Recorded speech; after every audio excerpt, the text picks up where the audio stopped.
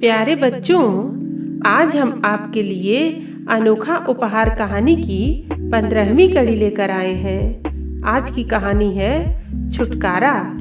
बच्चों, कहानी के पिछले कड़ी में आपने सुना था कि बकुल के मुंह से कराहट की आवाज सुनकर बाहर स्टूल पर बैठा काले खां सजग हो गया और कमरे की खिड़की में से झांका। बकुल दर्द से कराह रहा था। काले खां ने उसे कहा, देख छोकरे, उस्ताद जो भी पूछता है बता दे। तू जानता नहीं है उसे, वह बड़ा जालिम आदमी है, तेरे मुंह से उगलवा कर ही रहेगा। जिंदगी चाहता है तो जो कुछ पूछता है बता दे। अब आगे वह मुझसे कौन सा रहस्य जानना चाहता है, इसका तुम्हें कुछ पता है? नहीं, और हमें इस बात से मतलब भी नहीं। उस्ताद ने तुम्हें पकड़ने के 5000 रुपए दिए हैं मुझे। अचानक बकुल के दिमाग में एक योजना पनपी और वह खिड़की के पास आकर नम्र स्वर में बोला, काले खां, आखिर तुम्हें पता तो होना चाहिए कि मेरे पास ऐसी कौन सी कीमती चीज है जिसको तुम्हारा उस्ताद पाना चाहता है। जानना तो चाहता हूँ, मगर उस्ताद से पूछ नहीं सकता। मैं बताता हूँ तुम्हें, बकुल ने कहा। मेरे पास ऐसी चीज है जिससे कोई भी व्यक्ति रातों रात दुनिया का सबसे अमीर आदमी बन सकता है। काले खां की आंखों में उत्सुकता झलकने लगी और उसने पूछा, ऐसी भला क्या चीज हो सकती है? कोई खजाना है तेरे पास? अरे, मेरे पास खजाना बनाने की चाबी है। अरे ठीक से बताना छोकरे, क्या है तेरे पास? काले खां ने बेसब्री से पूछा। बकुल ने हिचकिचाहट दिखाते हुए उत्तर दिया, मेरे पास एक ऐसा नुस्खा है जिससे सोना बनाया जा सकता है। सोना? काले खां उछल पड़ा। हाँ, कमंडल तो देखा ही है तुमने, वह सोने का है। इसी नुस्खे से बनाया गया है। नुस्खे वाला कागज मेरे पास है और तुम्हारा उस्ताद उसी को पाना चाहता है। उस कागज को मैंने एक गुप्त स्थान में छिपाया हुआ है, पर अब लगता है यह काना मार मार कर मुझसे यह बात उगलवा ही लेगा। लेकिन मैं उसे वह कागज बिल्कुल नहीं देना चाहता। वह मेरे साधु बाबा का हत्यारा है। उससे तो अच्छा है वह कागज मैं तुम्ही को दे दूं। हाँ, काले खां खुशी से उछल पड़ा। तुम वह कागज मुझे दे दो, हम दोनों चुपचाप यहाँ से भाग जाएंगे। तुम मेरे साथ ही रहना, मैं तुम्हारी देखभाल करूँगा, सभी सुख दूंगा। बस अब जल्दी से बता दो वह कागज कहाँ है, वरना वह काना आ जाएगा। बकुल समझ गया कि चोट निशाने पर लगी है। उसने कहा, वह जगह मुझे ही पता है, तुम मेरे साथ चलो। ठीक है, मैं दरवाजा खोलता हूँ। काने के आने से पहले ही हम भाग चलते हैं। काले खां ने तुरंत दरवाजा खोल दिया। बकुल बोला, मुझे जरा सहारा दो, मेरा सिर चकरा रहा है। काले खां जैसे ही बकुल के पास पहुंचा, बकुल ने पूरे जोर से काले खां को धक्का दे दिया। काले खां लड़खड़ाकर फर्श पर गिर पड़ा। वह भागकर बाहर आया और दरवाजे में कुंडा लगाकर ताला बंद कर दिया। उसके सिर में भयंकर दर्द हो रहा था, किंतु दर्द की परवाह किए बिना वह भागता चला गया। उसे पता था उसे न पाकर काना शिकारी फिर उसको खोजने लगेगा। एक रिक्शे में बैठ वह जल्दी से रेलवे स्टेशन पहुंचा। वहां वह भागकर किताबों के स्टॉल पर गया। जब उसने देखा वह किताब वहां नहीं है तो उसके पैरों तले से जमीन खिसक गई। उसने किताब वाले से पूछा, यहाँ एक किताब थी, सफलता का रहस्य, वह कहाँ है? उसे तो एक मंत्री जी ले गए, अभी गाड़ी से उतरे थे। कौन से मंत्री? समाज कल्याण विभाग में है, दिनकर जी नाम है, मगर बात क्या है? उनका घर कहाँ है? कृपया मुझे बता दीजिए। लाल बाग के पास कोठी है उनकी, कोई भी रिक्शा वाला तुम्हें वहां ले जाएगा।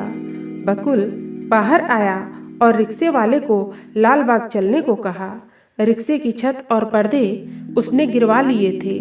इस तरह वह काने शिकारी की नजरों से बचा हुआ था।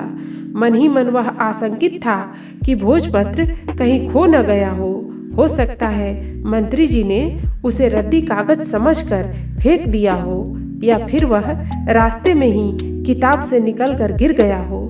बकुल जब कोठी में पहुंचा तब दरवान ने उसे रोका। बकुल बोला, दिनकर जी हैं क्या? हैं, पर तुम अंदर क्यों घुसे जा रहे हो? मुझे उनसे मिलना है, यह बहुत जरूरी है। वह मुझे जानते हैं।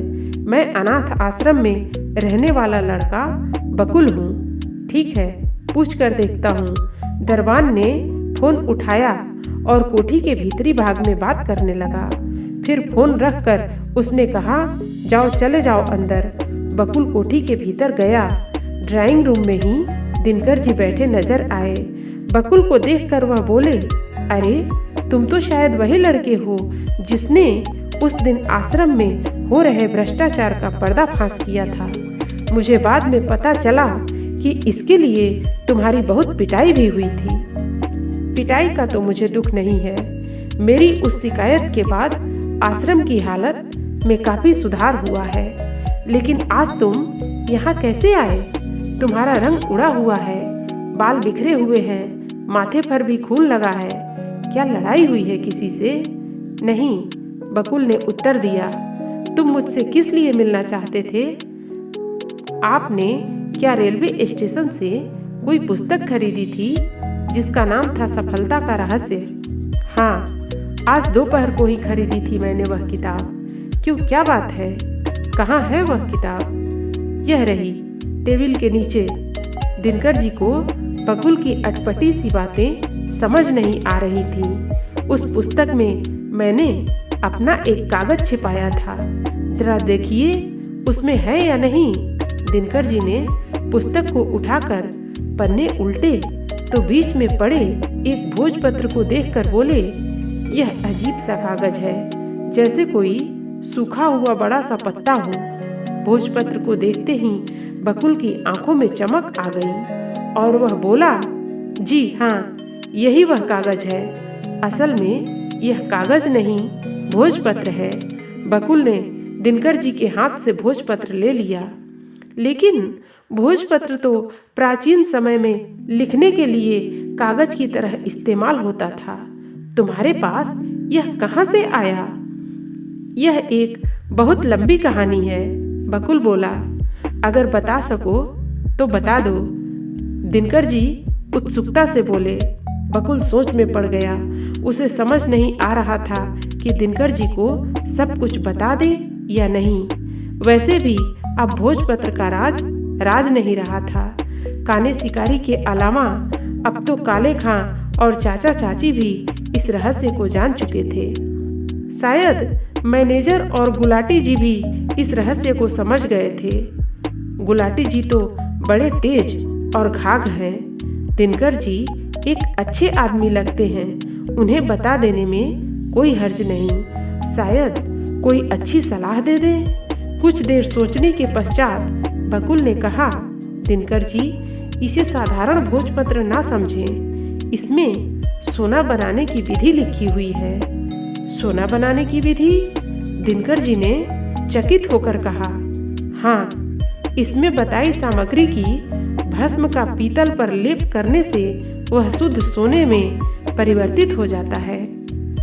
आश्चर्य, किस्से कहानियों में तो पढ़ा था, किंतु पुराने जमाने में हमारे ऋषि मुनियों को यह विद्या आती थी। लेकिन यह बात सच है, इसका पता आज चल रहा है। मगर तुम्हारे पास यह भोजपत्र कहाँ से आया?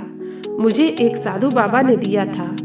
अब उस भोजपत्र के पीछे हत्यारे, गुंडे, मेरे धोखेबाज और निर्दयी चाचा चाची और शायद मैनेजर और गुलाटी जी भी हैं। मैं बड़ी मुश्किल से बचकर आप तक पहुंचा हूं और बकुल ने आदि से अंत तक सारी कहानी दिनकर जी को सुना दी।